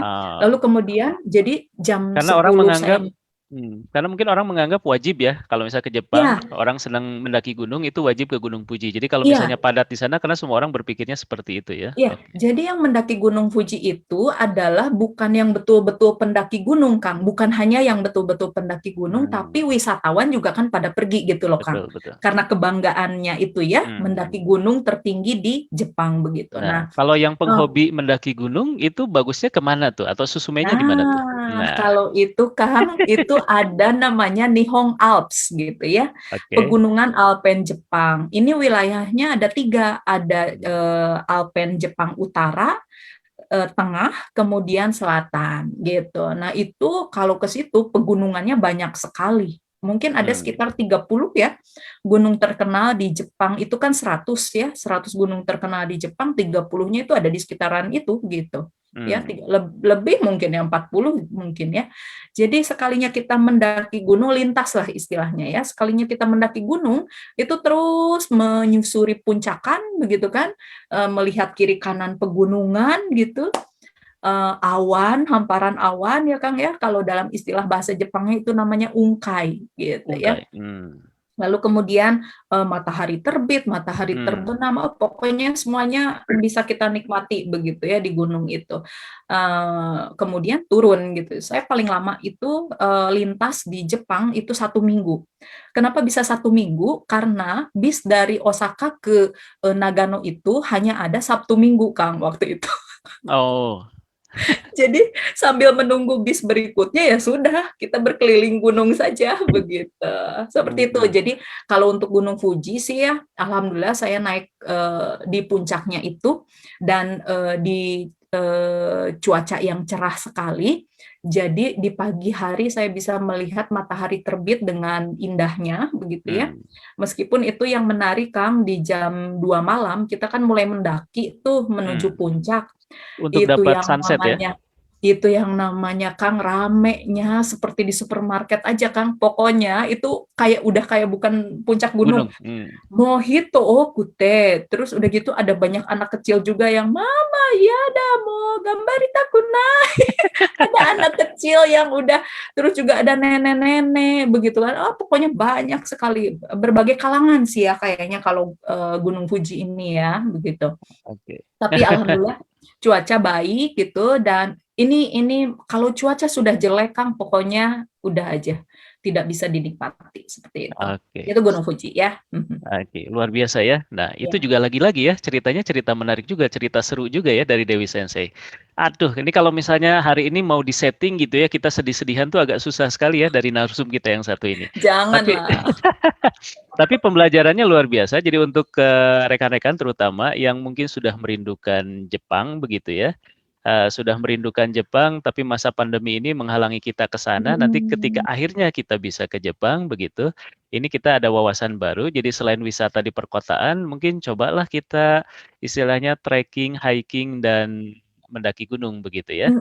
Oke, seperti itu. Nah, ini nah kaitannya dengan Yogo atau misalnya Kotoba yang biasa dipakai itu. Nah, ini semalam ya saya dengar juga dari Dewi Sensei. Ternyata mendaki gunung juga ada kelas-kelasnya ya. Ada apa tuh? Torekinggu, Torekkingu, kemudian mhm, ada Haikinggu, dan Haikinggu, kemudian satu lagi Tozang. Tozang, Toiko desu Tozang, ne. Jadi ya. bedanya apa tuh kalau boleh dibahas sedikit?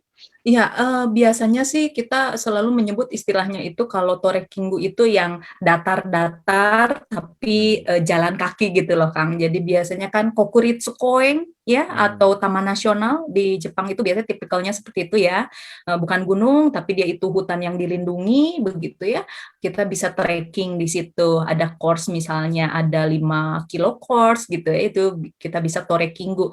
Atau kalau di daerah Kansai ini ada namanya Odai Gahara ya. Jadi kalau ada teman-teman yang tinggal di Kansai, Anda bisa langsung ke ketinggian 2000 gitu ya pakai bis itu asik sekali. Langsung pakai bis sampai atas.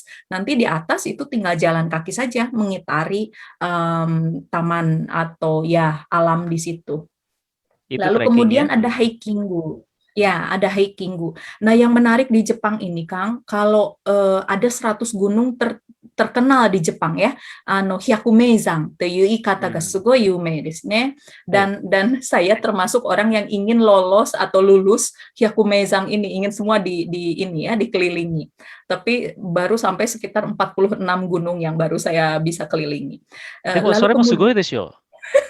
なんか、ほぼ50%じゃないですか。5割ですよね。Yamabaka, Yamabaka des. Lalu kemudian ada juga Gunung Kansai, misalnya Kansai Hyakumeizan, itu juga ada Kang. 100 gunung di daerah Kansai saja, tuh Kyoto, Osaka, Nara gitu ya, Kobe. Nah, kalau yang Hyakumeizan di Kansai saja itu biasanya kan rendah-rendah tuh Kang. Hmm. Ya, sekitaran ada yang gunung ketinggian 300 Kang, ada juga kalau di Jepang Hmm. itu 300, Itu mah 500, bukit mungkin ya. 800, ya gitu. Tapi yang paling saya hargai adalah mereka bisa membuat course untuk bisa kita menikmati alam dengan mudahnya gitu loh Kang. Nggak Hmm. perlu gunung tinggi-tinggi gitu ya. Hmm. Yang penting kayaknya mungkin untuk supaya membuat semua penduduknya ini bisa menikmati alam. Karena yang namanya alam Jepang ada 4 musim itu apa ya? Saya kira keinginan orang Jepang untuk menikmati perubahan musimnya itu saya kira begitu tinggi ya Hmm. Kang ya. Hmm. Jadi dengan tadi hikinggu itu ya, maka orang Jepang menjadi bisa lebih dekat dengan alam begitu. Nah, Hmm. kalau sudah menjadi hobi ya itu biasanya disebut dengan tozang. Tozang ini termasuk mendaki gunung di saat musim dingin gitu ya. Jadi Hmm. musim dingin ini tentu dengan resiko yang lebih tinggi lagi Kang. Jadi Hmm. perlu perlengkapan, entah itu krampon gitu ya, krampon itu apa kayak paku-paku yang ada kita tempelkan di bawah sepatu kita, begitu kan. Terus ada juga pikel itu yang untuk bisa mengaitkan ya ke Hmm. dinding salju begitu ya, ke dinding es seperti itu. dan juga pengetahuan tentang navigasi juga sangat penting, begitu ya. Termasuk juga bagaimana solusi atau tindakan ketika kita menghadapi cuaca yang tidak baik. Kita juga harus masuk asuransi mendaki gunung ya Kang ya. Nah, jadi untuk Oh, Taozang ini sepertinya butuh banyak latihan. Saya juga masuk komunitas pendaki gunung di Jepang, itu ada banyak latihan, ada banyak kursus begitu ya, entah itu navigasi darat, kemudian entah itu juga terkait dengan bagaimana pertolongan pertama begitu ya, ketika sakit atau apa seperti itu Kang. siap. Oke, luar Oke. biasa. Ini sebetulnya Iya. saya ingin terus ya berbicara tentang masalah mendaki gunung ini dan Dewi Sensei juga kelihatannya bahannya masih banyak sekali. Itu kelihatan sekali tadi menikmati sekali gitu ya ketika bercerita tentang itu. Lupa saya Ah, ada Kang Ju udah. di sini. Nah ini sengaja nih latar belakang saya juga pakai nuansa-nuansa gunung begitu. Saya sih merasa bahwa saya sudah naik gunung ya, sudah tozang ya, tapi ternyata ini baru baru Torek Kinggu ternyata. Karena ini yang di belakang saya, sekalian saya promosikan saja daerah saya. Ini adalah Kawah Putih yang ada di Ciwidey. Ini kawah di puncak gunung yang bisa kendaraan itu bisa sampai ke puncak dan kemudian kita tinggal jalan ke kawahnya begitu ya. Nah, Iya, saya pikir iya. itu sudah tozang ya, tapi ternyata baru Torekinggu ya. Kalaupun misalnya Haikinggu, mungkin kita parkirnya di parkiran bawah, kemudian ke atas Iya, naik, itu baru bisa dikatakan Haikinggu ya. Hai, seperti itu ya Kang. sono chingai, ima no wakatte kimashita. Terima kasih. Oke, kita Sama-sama. lanjut. Nah, saya ingin berbicara tentang aktivitas Dewi Sensei yang berkaitan dengan channel YouTube-nya Dewi dan Jepang. Tadi Mhm, sempat dibahas mhm. sekilas ya sebetulnya. Iya. Oke, tetapi kalau misalnya boleh diceritakan lagi, tadi kan berbicara dari sisi motivasi kenapa melakukan hal aktivitas tersebut. Mhm, Nah, mhm, kalau kita berbicara secara kontennya begitu ya, jadi ada mhm. apa saja sebetulnya di channel YouTube tadi begitu? Boleh diceritakan? Iya, nah, ini ya, saya buat begitu banyak video sampai saya juga bingung, ini makanya saya buat banyak, playlist ya, Kang, ya, supaya bisa memandu. Jadi, kenapa saya membuat, video di, channel YouTube ini, karena begini, waktu itu saya berpikir bahwa, "Oh, saya harus berbagi ya untuk bisa saya mendapatkan, yang lebih dari itu," begitu ya. Yang lebih dari itu dalam arti, untuk mendapatkan pemahaman, pembelajar itu kesulitannya seperti apa, begitu ya. Nah, makanya awalnya sih sebenarnya saya lebih berfokus kepada ingin sharing, terkait dengan Yomimono ya, Nihongo no Yomimono. Kenapa? Karena saya kira pengalaman saya tidak, lulus-lulus, JLPTN 2 dulu itu NIKU ya, itu kenapa begitu, karena saya kurang begitu banyak baca saya kira ya. Saya ada kohai saya yang, dia langsung lulus N2, dia langsung lulus NIKU, ketika saya tanya, "Apa sih, kesehariannya, belajarnya?" "Enggak, saya cuman, baca novel Jepang." Wis, gaya. Baca novel Jepang gitu loh.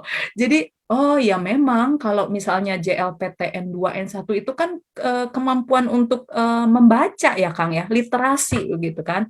Nah, sehingga saya kira, kita perlu untuk memberikan kemudahan-kemudahan untuk itu gitu ya, memahami. Jadi istilahnya kayak memudahkan untuk, pembelajar pemula begitu ya, bahwa ini loh isinya dari wacana tersebut, oh seperti ini, ilmu yang kita dapat. Nah, kalau kita sudah enjoy dengan apa yang kita dapat dari wacana, maka dari situ kita akan bisa mengembangkan, entah itu ke kemampuan berbicara atau keterampilan menulis, seperti itu. Nah, sehingga, yang paling, pertama sih awalnya JLPT ya, pembahasan soal-soal JLPT.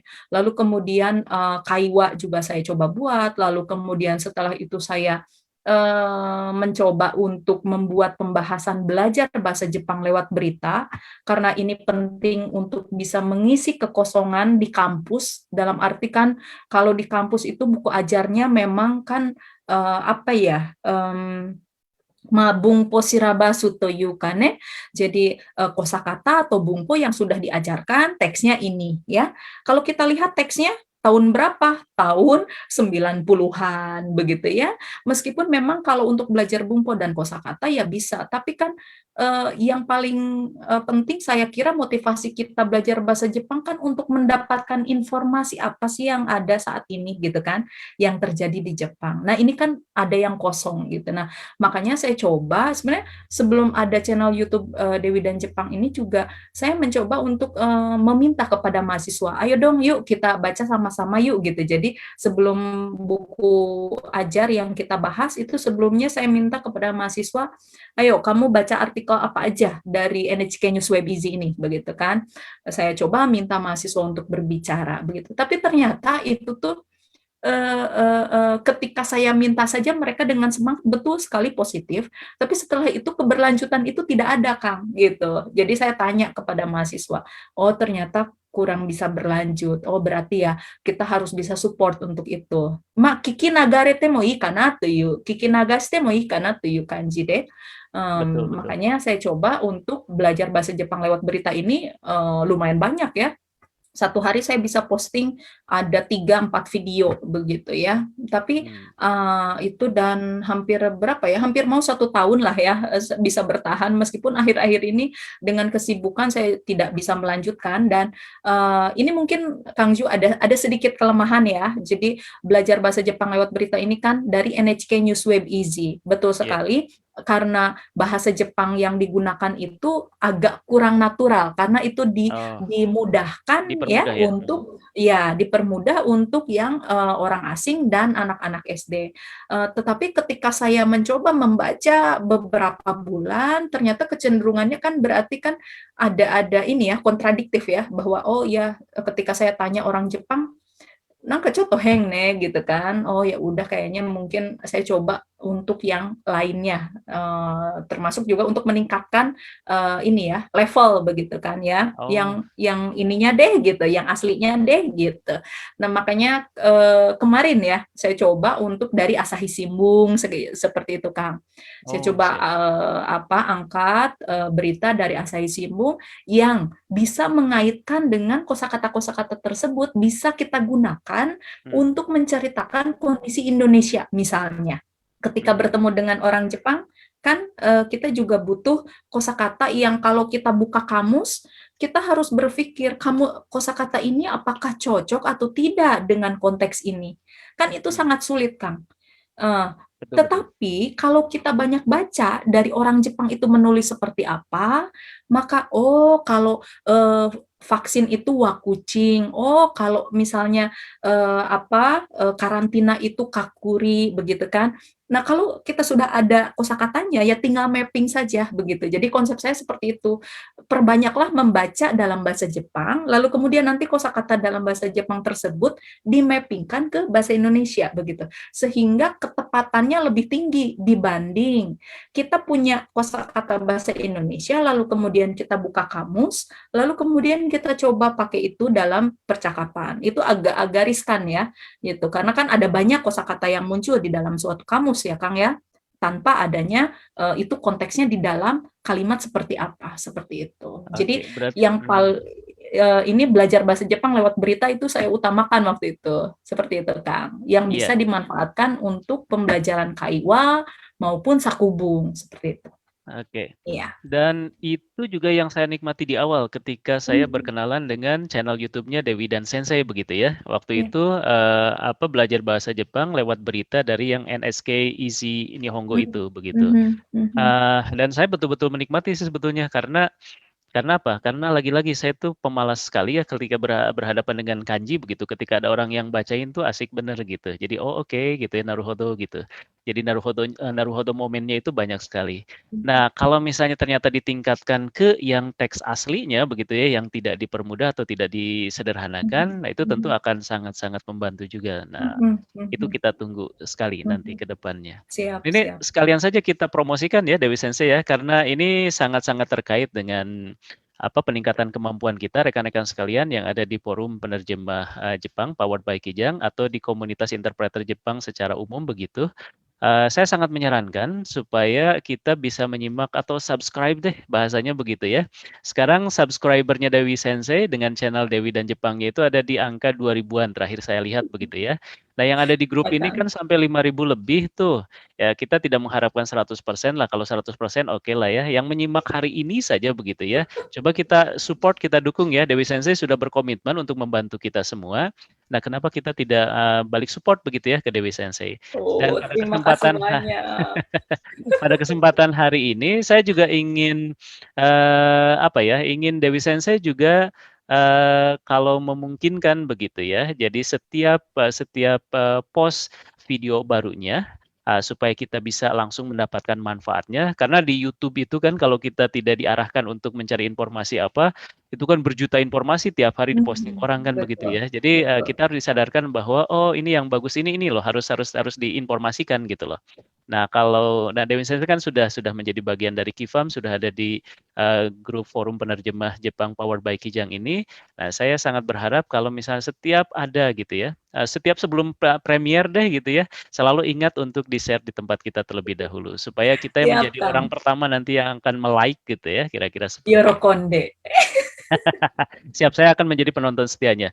Ini betul ya rekan-rekan, kemarin itu saya kebetulan karena memang WFA berkepanjangan begitu, jadi punya kesempatan untuk menonton videonya yang segmennya pembahasan tentang JLPT N2 dan itu lengkap. Jadi mulai dari Mojigoi, kemudian Bumpo dan kemudian sampai ke Dokai dan Chokai juga semuanya udah ada. Nah, saya sangat terbantu karena saya bisa mengerjakan itu sambil membantu istri memasak di dapur. Telinga saya masih terus bisa mendengarkan gitu ya, apa yang disampaikan itu sangat-sangat membantu gitu ya, Dewi Sensei. Oke, Iya, terima kasih untuk itu. Kemudian, nah kelihatannya, aduh, ini sudah 1 jam lebih loh kita diskusi. Tidak terasa ya. iya, tidak 15 terasa. targetnya tuh sampai jam 17.30 waktu Indonesia bagian Barat. Ada sekitar 15 menit lagi. Saya coba cek ya, apakah masih ada pertanyaan. Oke, di sini saya lihat ada Kang Asep Suhendri katanya, berkomentar sih tidak bertanya. Nah, saya hubungkan dengan Kang Asep Suhendri kaitannya dengan tadi mendaki gunung ya. Oh, Karena beliau itu kelihatannya sekarang sedang punya hobi camping tuh keliling di mana-mana begitu ya. Nah, wih. coba tingkatkan ke trekking, hiking dan kemudian ke mendaki gunung Kang Asep Suhendri. Kemudian ada juga ajakan nih dari Kang Arif Furqon, kapan katanya Kijang mendaki gunung. Nanti kalau kalau Dewi Sensei sudah kembali dari Jepang ya, kita coba atur dan kemudian Ayo, pandemi ayo, ayo. sudah lewat. Sambil kita belajar bahasa Jepang ya. Kalau misalnya kita naik gunung nih, kalau di Jepang tuh yang seperti ini tuh apa namanya begitu ya. Oh, Kemudian ini. nanti perbedaan antara misalnya kebiasaan kita mendaki gunung di sana dengan kebiasaan kita misalnya mendaki gunung di Indonesia. Ada cerita menarik ya semalam. Jadi kalau misalnya tadi apa namanya yang tempat penginapan di Jepang itu ada toilet, ada yang kita harus harus harus harus membawa kembali gitu ya kotoran kita sampai ke Iya, bawah. Itu menarik sekali. Coba iya, diceritakan seperti apa? iya. Jadi apa ya? Saya kadang suka kalau saya mendaki gunung di Indonesia itu kan setelah saya mendaki gunung di Jepang ya, Kang ya. Hmm, Nah, di Jepang itu ada beberapa tempat, terutama yang saya ketahui di Yakushima ya. hmm, Yakushima itu pulau yang ada di selatan Jepang, mungkin di atasnya Okinawa ya, hmm, di bawahnya Kagoshima. Itu ada namanya Yakushima. Yakushima ini terkenal sekali dengan Shiratani Unsuikyo itu katanya hmm, pernah dijadikan latar untuk Mononoke Hime ya, Princess hmm, Mononoke. Di situ banyak sekali lumutnya, indah sekali. Yang di situ itu ada Nihon Hyakumeizan atau 100 gunung terkenal se-Jepang. Namanya ya Gunung Yakushima itu. Nah, pulau sebenarnya Yakushima, Miyanoura Dake kalau tidak salah nama gunungnya. Jadi melintas dari utara ke selatan membelah pulau itu, Kang. Dan itu hmm, dihabiskan selama 3 hari. Nah, selama 3 hari itu, kebetulan Yakushima ini betul-betul alamnya sangat dijaga, sehingga tidak dibolehkan untuk kita istilahnya BAB atau buang kotoran di mana saja ya, di mana saja di sini dalam arti kalau di Indonesia kan menggali, Kang, iya jadi iya. gali lubang terus ya seperti kucing lah ya, kemudian ditutup lagi begitu kan. Nah, tapi di Jepang ini tidak dibolehkan. Kenapa? Karena ternyata itu menjadi polusi juga, menjadi tidak baik untuk lingkungan alam yang ada di situ. Nah, sehingga diwajibkan untuk pendaki membawa pulang ininya sendiri ya, kotorannya sendiri. Ini yang perlu jiwa yang besar なん begitu かイン ya ドネシアでは untuk そういうことがちょっと考えられないことじゃないですか。考えられないそうことですですよね。けれども、これからもしかしてうん。いけるんじゃないですかね。そうですね、はい。なんか、うん。環境維持というか、そうですね。はい。sustainable というかですね. Hmm. Jadi saya kira memang yang namanya dari alam kembali ke alam betul sekali, tapi ternyata itu ada efeknya juga gitu, tidak baik. Apalagi dengan penduduk pendaki gunung yang semakin lama semakin meningkat gitu. Hmm. Ini juga menjadi tidak seimbang. Nah, makanya saya juga punya pengalaman seperti itu ya setelah selesai, mau hotoshitaって感じ. Setelah membuang itu ya di tempat sampah di bawah begitu. Kebayang, Seperti itu. kebayang. Itu membawa beban gitu ya, padahal dikeluarkan oleh kita sendiri. Itu cerita Iya. yang luar biasa menarik Ya, menurut yang saya. itu saja itu harus dibawa pulang, apalagi sampah gitu ya. Iya, Jadi betul, betul. ya kesadaran itu penting Betul, betul. sekali begitu. Betul. Ini kita suka sedih ya kalau misalnya mendaki gunung atau trekking, hiking di Iya, Indonesia begitu ya, iya. sepanjang jalan gitu ya, sampah di Mhm. mana-mana, aduh gitu Betul, ya. betul, Padahal betul. padahal apa ya, ceritanya pencinta alam gitu. Mereka ke Iya, gunung apa segala iya. macam, tapi ternyata yang terjadi adalah melukai alam kalau menurut saya seperti Mhm, itu. mhm, mhm. Oke, kebetulan saya dibesarkan di kampung ya, jadi seringkali Mhm, harus jalan-jalan kemana begitu ya, mhm, dan mhm, selalu ini ya, melihat misalnya di belakang saya seperti Kawah Putih ini, mhm, kemudian perkebunan teh dan lain sebagainya. Itu yang paling nyesek ke dada itu kalau misalnya gitu ya, yang kita udah mhm, jaga oleh masyarakat sekitar situ, tapi ada pendatang dan dia buang sampah sembarangan. Ini mhm. kesempatan saya menyampaikan hal ini di forum ini begitu ya, di acara ini. Kebetulan Dewi Sensei juga apa istilahnya ya, penggerak pencinta alam juga begitu, tentu kita harus mengingatkan bahwa jagalah alam kita ya, kira-kira seperti itu. Betul, betul. Baik, mendekati akhir dari acara kita hari ini, Dewi Sensei, ini menyisakan beberapa pesan sih sebetulnya. Ini saya hubungkan dengan pertanyaan dari Kang Nono. Di awal sebetulnya beliau bertanya, oke, nah ini kaitannya dengan masalah pandemi. Ini mungkin sudah Mhm. mendengar kabarnya di Indonesia sekarang kita Ya, sedang berjuang luar biasa begitu ya, ya. karena penyebarannya yang jauh lebih tinggi dibandingkan bulan-bulan sebelum kemarin Lebaran begitu. Tapi alhamdulillah saya dengar di Osaka tidak seperti di Indonesia Mhm, begitu ya. mhm, Ini Kang Nono meminta saja sebetulnya mungkin ada saran, ada apa istilahnya motivasi kah dari Sensei begitu ya saat pandemi ini melanda dan banyak keberangkatan yang di-cancel terutama calon-calon pekerja yang akan bekerja di Jepang. Mungkin Sensei mmm, juga berkenalan dengan mereka-mereka juga di iya, sana. iya, iya.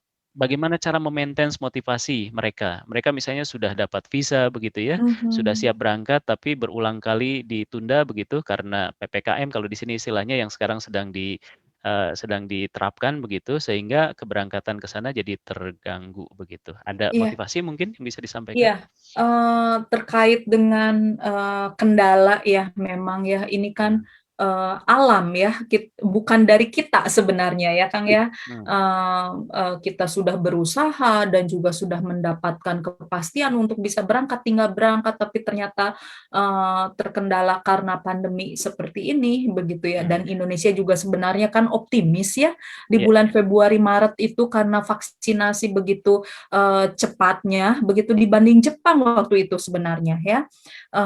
Tetapi ternyata juga mungkin agak lengah ya kita, sehingga ada lebaran begitu ya, event-event keagamaan yang sulit sekali kita untuk bisa menahan diri begitu ya, untuk bisa hmm, bersilaturahmi dengan, kerabat begitu ya, dan juga banyak hal lainnya saya kira.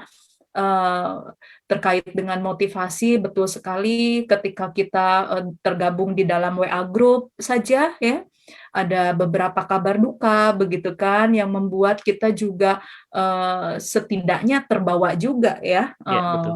hati kita menjadi lebih suram. Tapi saya kira, jangan sampai kita kalah dengan itu ya, karena kita ditakdirkan oleh Allah untuk bisa meneruskan hidup, jadi saya kira kita perlu mengisi dengan hal-hal yang positif, tapi juga tidak memaksa diri. Muri o shinai de kudasai.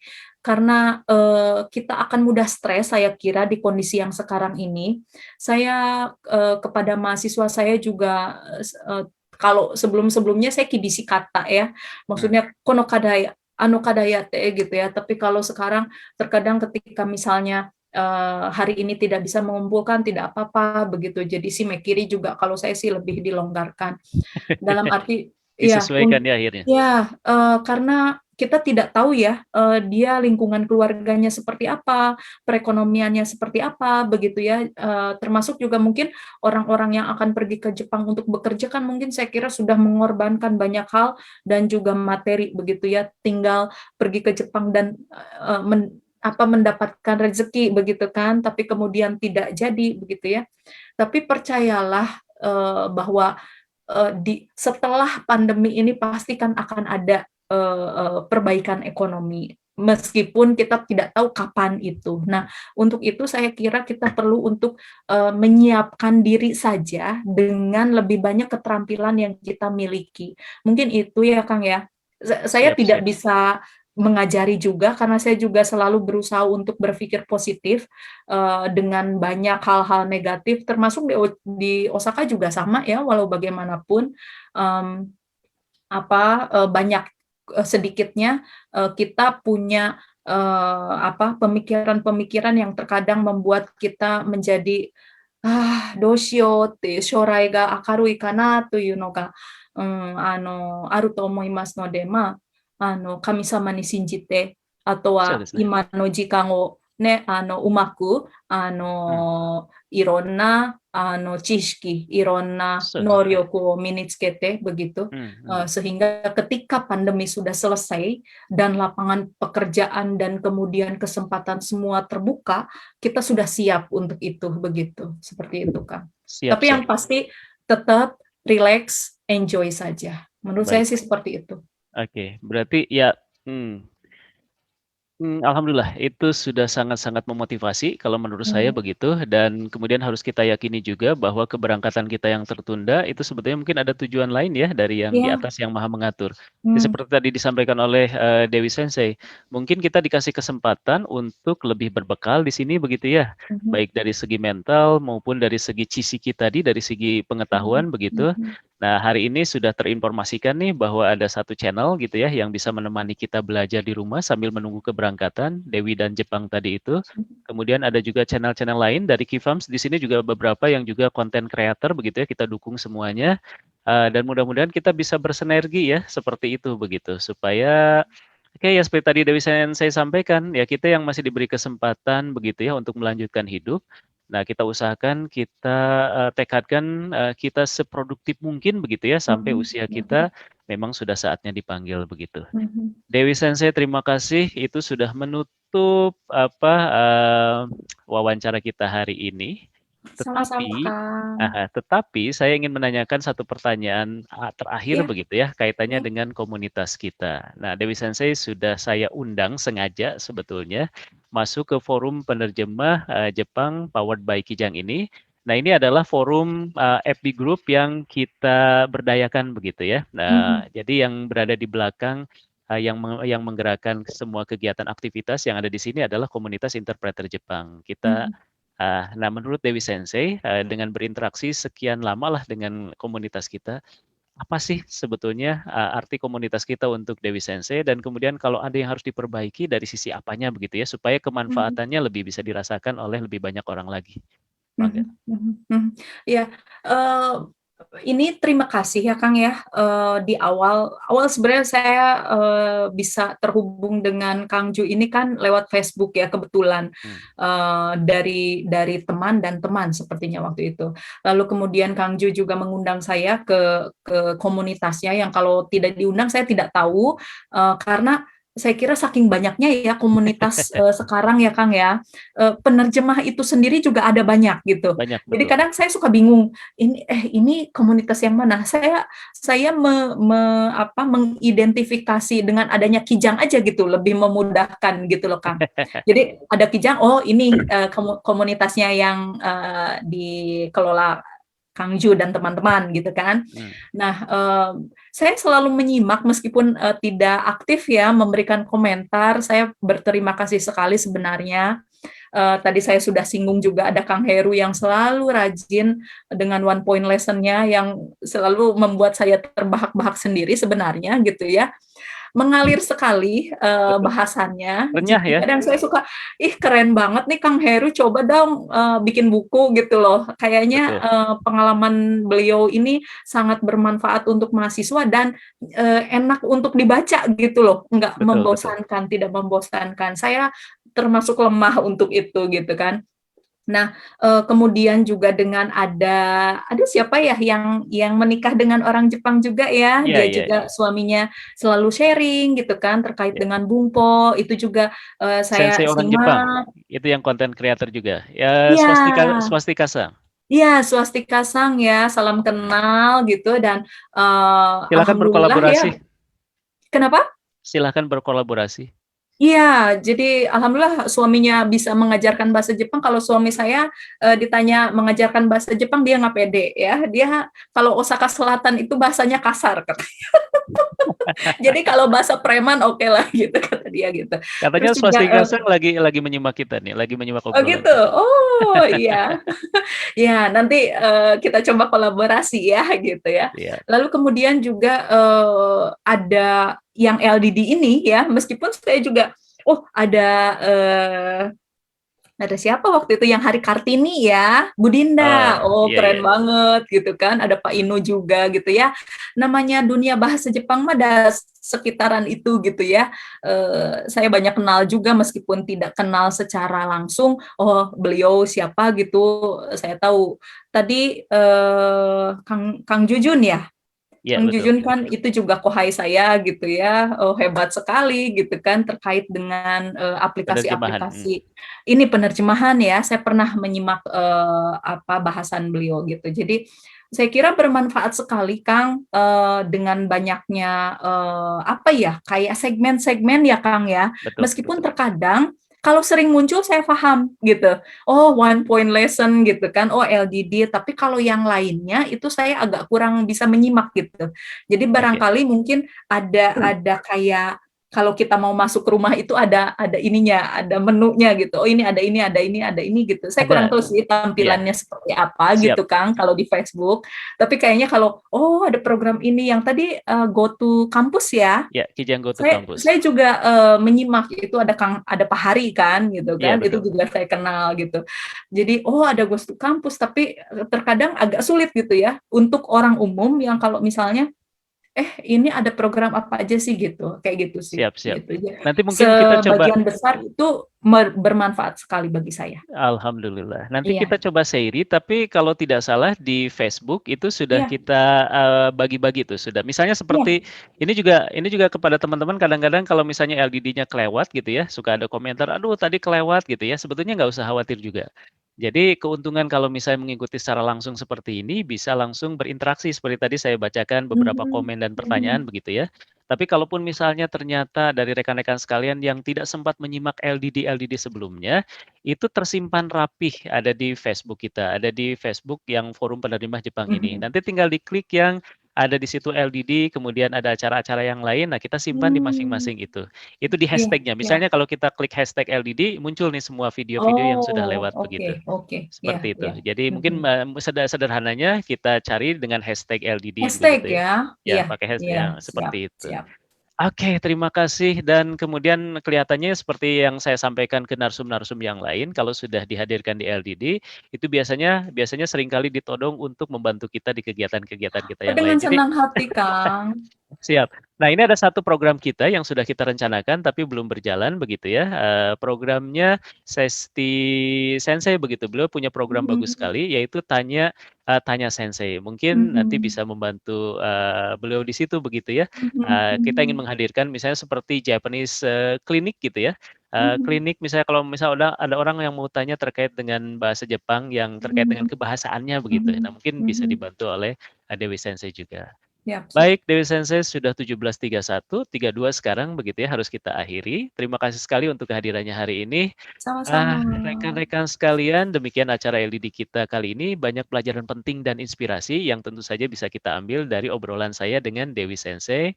Semoga bermanfaat dan Dewi Sensei, terima kasih. Saya ucapkan sekali lagi sudah mau berbagi hari ini. Sama-sama. Oke, terima kasih. Nah, sebelum kita tutup, saya informasikan bahwa LDD ini insya Allah akan hadir secara live streaming di FB Forum Penerjemah Jepang Powered by Kijang pada minggu kedua dan keempat setiap bulannya. Itu rencana kita doakan ya supaya kita bisa selalu muncul di minggu yang sudah kita rencanakan ini. Nah, LDD berikutnya sedikit saya kasih bocoran, dijadwalkan pada hari Sabtu tanggal 31 Juli. Itu di jam yang sama, jam 16 WIB, waktu Indonesia bagian Barat. Rencananya nanti akan menghadirkan Trisang. Nah, Trisang ini salah satu dari tim kreatif kita atau tim dapurnya Kijang. Nah, sebagai penanggung jawab ISM. Beliau itu sebagai penanggung jawabnya Inspiring Sharing Moment. Nah, nanti akan dipandu oleh moderator kita, yaitu Kang Ali. Nah, mohon ditunggu informasi lengkapnya di FB kita ini. Kemudian mohon juga dicek-cek nanti ya di IG-nya kijang.network dan kemudian di website kita www.penerjemah-bahasajepang.com. Baik, Dewi Sensei, kita tutup dengan salam Kijang. Kalau saya katakan Kijang, kita katakan satu profesi, satu hati. Siap Satu ya, diikuti oleh profesi, satu hati. Oke. Oke. Diikuti juga oleh rekan-rekan yang lain. Baik, rekan-rekan sekalian, Kijang, satu profesi, Satu profesi, satu hati. satu hati. Baik, saya Juhana, moderator Anda hari ini. Undur diri, terima kasih. Assalamualaikum warahmatullahi wabarakatuh. Otsukare sama deshita. Go seicho, arigatou gozaimashita. Arigatou.